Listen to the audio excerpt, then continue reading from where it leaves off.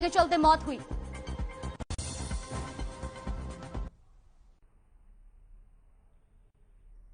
नमस्कार, आप देख रहे हैं हर खबर और मैं हूं आपके साथ जागृति। चलिए रुक कर लेते हैं खबरों की ओर, जहां पीएम मोदी ने बजट पर बीजेपी कार्यकर्ताओं के साथ वर्चुअली संवाद किया।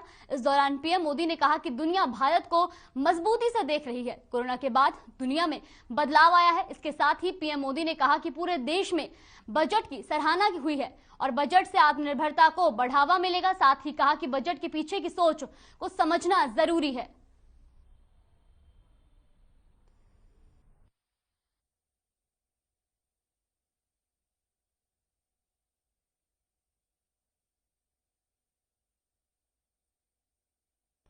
तो पीएम मोदी ने बजट पर आज बीजेपी कार्यकर्ताओं के साथ वर्चुअली संवाद किया। इस दौरान पीएम मोदी ने कहा कि दुनिया भारत को मजबूती से देख रही है। कोरोना के बाद दुनिया में बदलाव आया है। इसके साथ ही पीएम मोदी ने कहा कि पूरे देश में बजट की सराहना हुई और बजट से आत्मनिर्भरता को बढ़ावा मिलेगा। साथ ही कहा कि बजट के पीछे की सोच को समझना जरूरी है।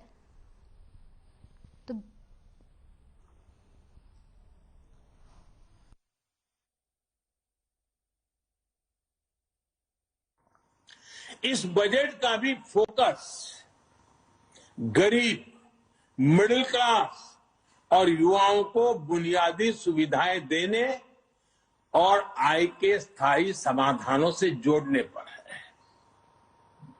हमारी सरकार मूलभूत सुविधाओं के सैचुरेशन पर काम कर रही है और ये बात मैंने लाल किले पर से भी कही थी। अब मैं एक छोटा उदाहरण देता हूं, जैसे जल जीवन मिशन। अब हम हमेशा सुनते आए हैं, गांव में, घर में, समाज में, सरकार में, राजनेताओं में, सब में क्या सुनते हैं? हर कोई कहता है जल ही जीवन है। सुनना तो बहुत अच्छा लगता है, लेकिन ये भी सच्चाई है। पानी की दिक्कत, पानी की कमी, गरीब के जीवन की, महिलाओं के जीवन की सबसे बड़ी चुनौतियों में से एक है और आजादी के 75 साल के बाद भी है। किसान को भी, छोटे किसान को खासकर, पानी के बिना बहुत दिक्कतें हैं। हमारी सरकार के प्रयासों से आज देश में करीब करीब 9 करोड़ ग्रामीण घरों में नल से जल पहुंचने लगा है और इसमें से करीब करीब 5 करोड़ से ज्यादा पानी के कनेक्शन जल जीवन मिशन के तहत पिछले 2 वर्ष में दिए गए हैं। अब बजट में घोषणा की गई है कि इस साल करीब 4 करोड़ ग्रामीण घरों को पाइप से पानी का कनेक्शन दिया जाएगा। और जब ग्रामीण घर की बात आती है तो उसमें अधिकतम समाज किसानी से जुड़ा हुआ होता है, खेत के काम से जुड़ा हुआ होता है। उसका समय बचेगा, माताओं बहनों का समय बचेगा, वो कृषि के समय में अपना योगदान दे पाएगी। इस पर पानी पहुंचाने के लिए, घरों में पानी, मेरी माताओं बहनों को कष्ट से मुक्ति दिलाने के लिए पहले करीब 40,000 करोड़ से ज्यादा खर्च किया था। अभी 60,000 करोड़ रुपए से ज्यादा खर्च किए जाएंगे। गरीब का बहुत बड़ा सपना उसका अपना घर भी होता है। इस साल के बजट में गरीबों के लिए 80 लाख पक्के घर बनाने की बात कही गई है और इस पर 48,000 करोड़ रुपए 48,000 करोड़ रुपए यानी करीब करीब 50,000 करोड़ रुपए से अधिक खर्च होंगे। गरीब से मुक्ति का ये भी एक, गरीबी से मुक्ति होनी है, गरीबी से बाहर आना चाहता है, जब घर मिलता है ना, उसका एक हौसला बन जाता है। हम कभी गरीबों की ताकत जानते नहीं थे। सिर्फ गरीबों का राजनीतिक उपयोग करने वाले लोग बहुत हुए इस देश में। एक छोटा सा प्रयास, जनधन अकाउंट। गरीब को जब जनधन अकाउंट मिला ना, उसका स्वाभिमान जग गया और लाखों करोड़ रुपए की बचत में गरीब भी आगे आया है। अगर एक जनधन अकाउंट उसकी जिंदगी बदल सकता है, तो गरीब को जब छत मिले, गरीब को जब घर मिले, तब उसका जीवन कितना बदल जाता है, इसका हम देख करके बता सकते हैं। जो भी उन परिवारों को देखेगा, उसका विश्वास बढ़ेगा। और इतना ही नहीं, सरकार जो घर बनाकर इन्हें देती है, वो घर इन गरीबों को एक तरह से लखपति बना देती है। ऐसे गांवों में हर प्रकार की सुविधा हो, बिजली हो, पानी हो, सड़क का इंतजाम हो, इसके लिए बजट में विशेष वाइब्रेंट विलेज प्रोग्राम का ऐलान किया गया है। हमारे अनेकों सीमावर्ती गांव टूरिस्ट स्पॉट बन सकते हैं। वहां हम अच्छे प्रकार से होम स्टे का एक पूरा नेटवर्क खड़ा कर सकते हैं, जो हमारे लोगों को रोजी रोटी मिले। प्रकृति प्रेमियों के लिए भी ये हमारे सीमावर्ती क्षेत्र हैं, वो आकर्षण का केंद्र बन सकते हैं। और मैंने तो गुजरात में कच्छ में रणोत्सव करके देखा है कि अगर उन आखिरी गांवों को हम वाइब्रेंट बना दें, तो सुरक्षा की दृष्टि से भी बहुत लाभ होता है। अब हमारा उत्तराखंड देखिए, उसकी सीमा ऊपर के गांव, हमारा लेह लद्दाख देखिए, हमारा अरुणाचल देखिए। ये वाइब्रेंट विलेज प्रोग्राम इन सभी गांवों को बहुत मदद करेगा। एक और बड़े अभियान की बजट में घोषणा की गई है, ये है पर्वतमाला परियोजना।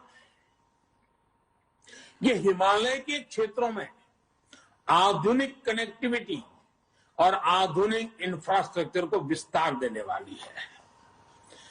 इससे पहाड़ों में आवाजाही भी आसान होगी, टूरिस्टों के लिए जाने की सुविधा तो होगी। वहां अगर तीर्थ क्षेत्र है तो वहां जाने वाले तीर्थयात्रियों को सुविधा होगी, लेकिन साथ साथ हमारी सेना को तो लगातार उन क्षेत्रों में जाना होता है, उनके लिए भी बहुत सुविधाजनक होगा। इसका बड़ा लाभ हमारे हिमाचल, उत्तराखंड, जम्मू कश्मीर, लेह लद्दाख, नॉर्थ ईस्ट के हमारे कुछ क्षेत्र, वहां के भाइयों बहनों को मिलेगा। हमारे पहाड़ों के लोग बहुत प्रतिभावान होते हैं, बहुत परिश्रमी होते हैं। सेना से लेकर खेलों तक, व्यापार से लेकर कृषि तक, कितने ही क्षेत्रों में देश को उनकी क्षमता और प्रतिभा का लाभ मिलता है। ये हमारा सौभाग्य है कि हमें उनके लिए काम करने का मौका मिल रहा है। देश का आम बजट पेश होने के बाद प्रधानमंत्री नरेंद्र मोदी ने आत्मनिर्भर अर्थव्यवस्था पर आज देश भर में संवाद किया है। वहीं इस संवाद को सीएम मनोहर लाल ने गुरुग्राम पार्टी ऑफिस में सुना। इसी के साथ बीजेपी प्रदेश अध्यक्ष ओम प्रकाश धनखड़ और प्रभारी विनोद तावड़े भी मौजूद रहे।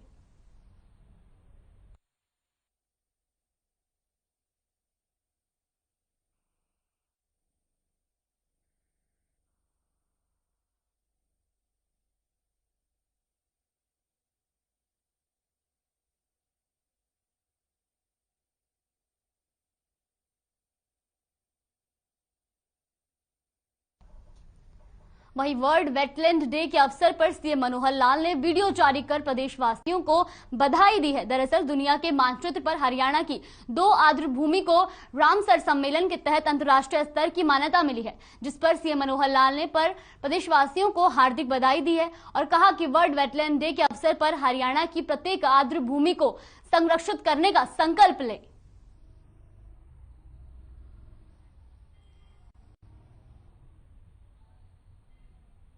मैं वर्ल्ड वेटलैंड डे पर सबको हार्दिक बधाई एवं शुभकामनाएं देता हूं।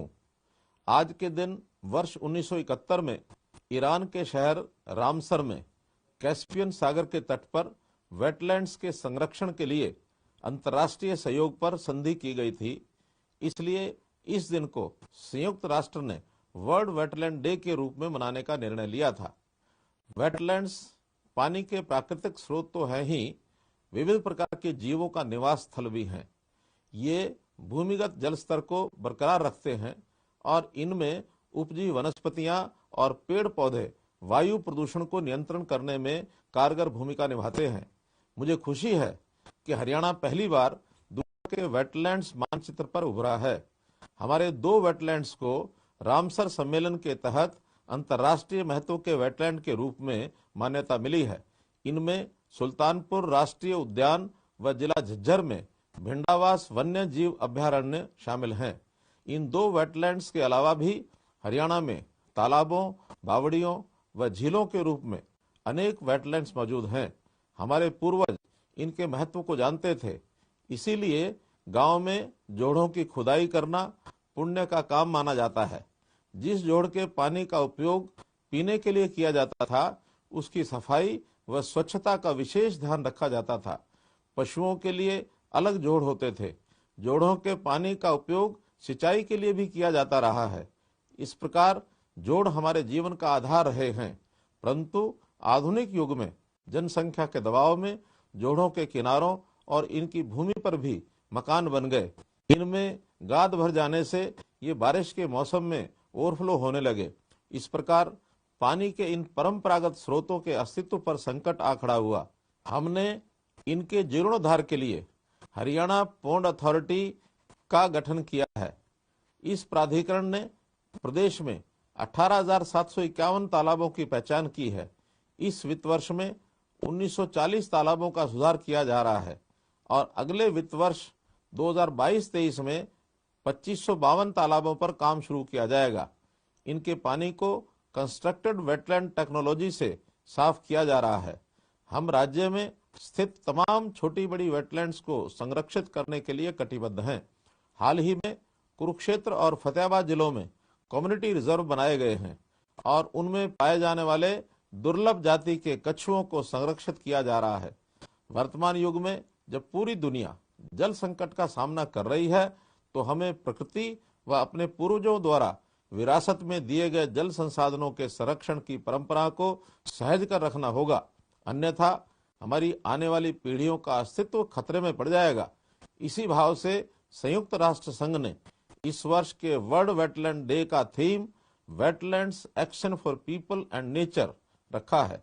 इस अवसर पर मैं सब नागरिकों से अपील करता हूं कि आप जोड़ों, तालाबों, झीलों सहित सभी वेटलैंड्स के रखरखाव पर ध्यान दें। इन्हीं शब्दों के साथ मैं वर्ल्ड वेटलैंड डे पर सबको पुनः हार्दिक बधाई एवं शुभकामनाएं देता हूं। जय हिंद, जय हरियाणा। इसी के साथ रुकते हैं छोटे से ब्रेक के लिए। ब्रेक के बाद फिर लौटेंगे खबरों के साथ।